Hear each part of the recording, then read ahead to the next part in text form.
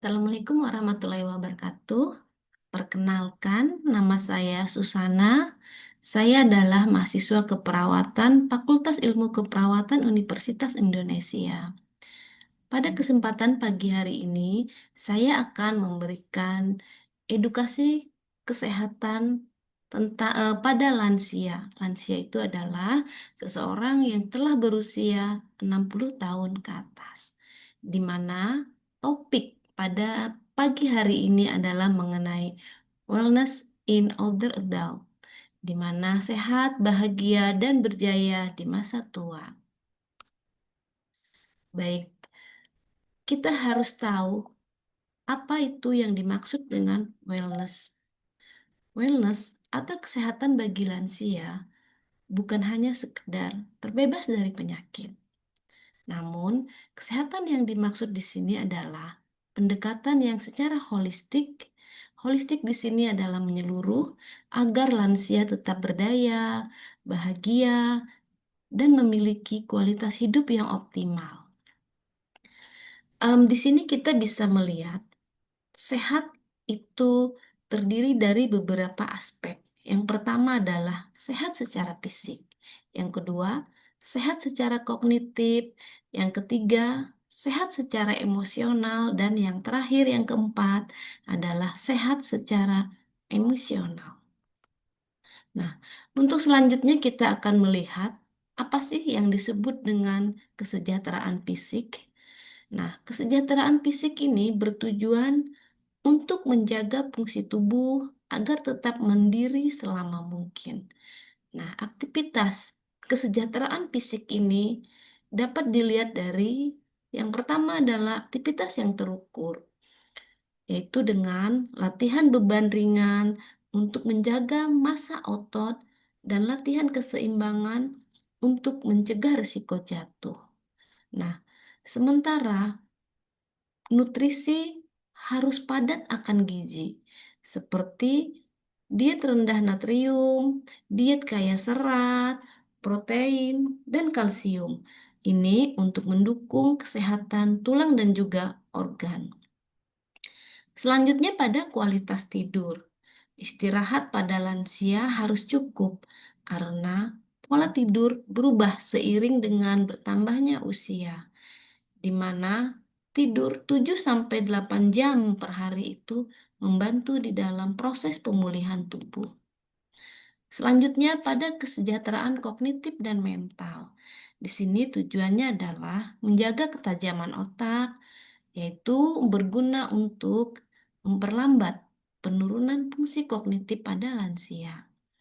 Di sini kita bisa melakukan stimulasi mental dengan membaca buku atau koran, lalu mengisi teka-teki silang, lalu bisa belajar teknologi seperti menggunakan handphone atau tablet. Selanjutnya, bisa melukis atau melakukan kerajinan tangan. Lalu yang terakhir, mendengarkan dan menyanyikan lagu. Selanjutnya di sini ada manajemen stres. Di sini lansia bisa melakukan meditasi atau tarik napas dalam. Selanjutnya, zikir atau doa-doa rutin. Lalu bisa menceritakan tentang perasaannya, apa yang dia rasakan, bisa kepada anak-anaknya atau kepada orang yang dipercaya. Selanjutnya, aktivitas yang tidak kalah berguna, yaitu berkebun atau merawat tanaman. Bisa juga dengan menulis jurnal harian. Selanjutnya pada kesejahteraan sosial, di mana di sini hubungan sosial yang kuat itu berkorelasi langsung dengan umur yang panjang dan juga bahagia. Nah, pada kesejahteraan sosial ini, lansia bisa melakukan interaksi di komunitas, seperti misalnya bergabung dengan klub atau hobi-hobi tertentu, lalu komunitas keagamaan, atau kegiatan relawan di sekitar tempat tinggal.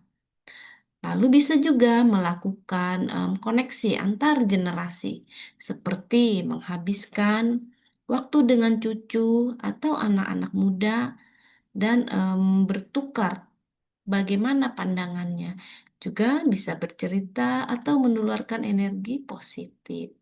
Selanjutnya dengan menjaga komunikasi.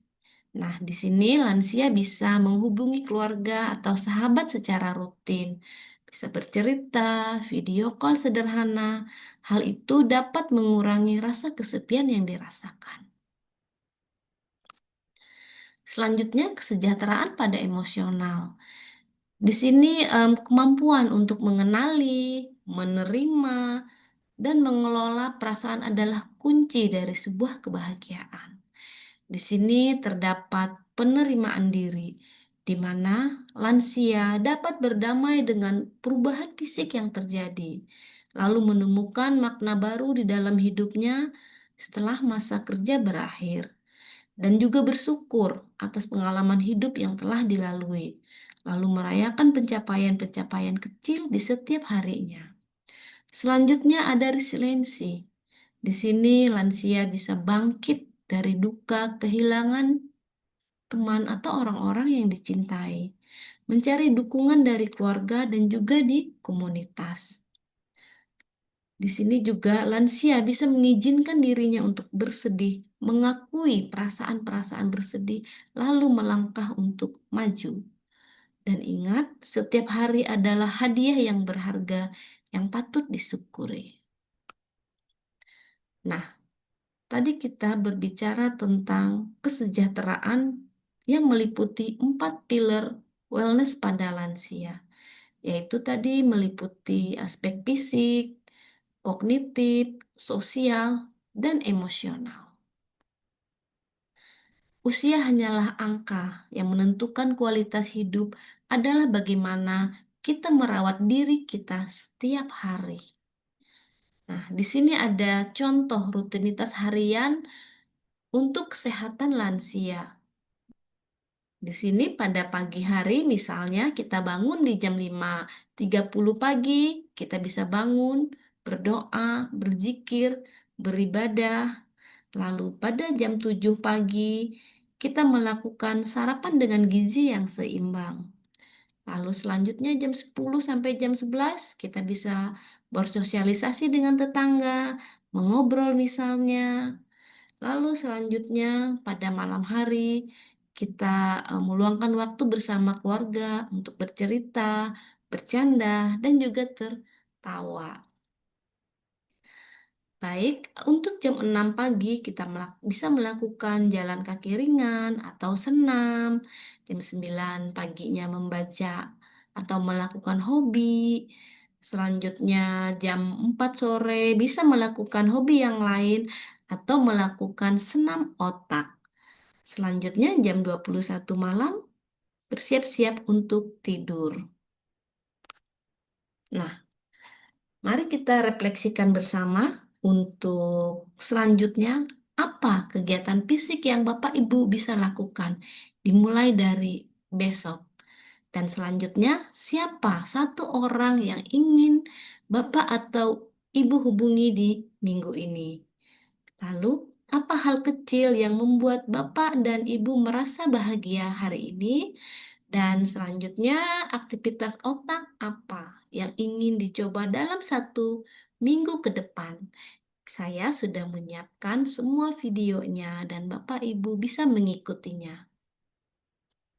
Nah, ingatlah selalu bahwa kesejahteraan atau kesehatan pada lansia adalah perjalanan, bukanlah tujuan akhir.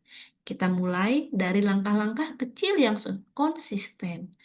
Lansia berhak bahagia sehat di usia berapapun, di mana ada keluarga dan komunitas yang selalu mendukung. Terima kasih, selalu sehat, selalu bahagia, dan selalu berdaya.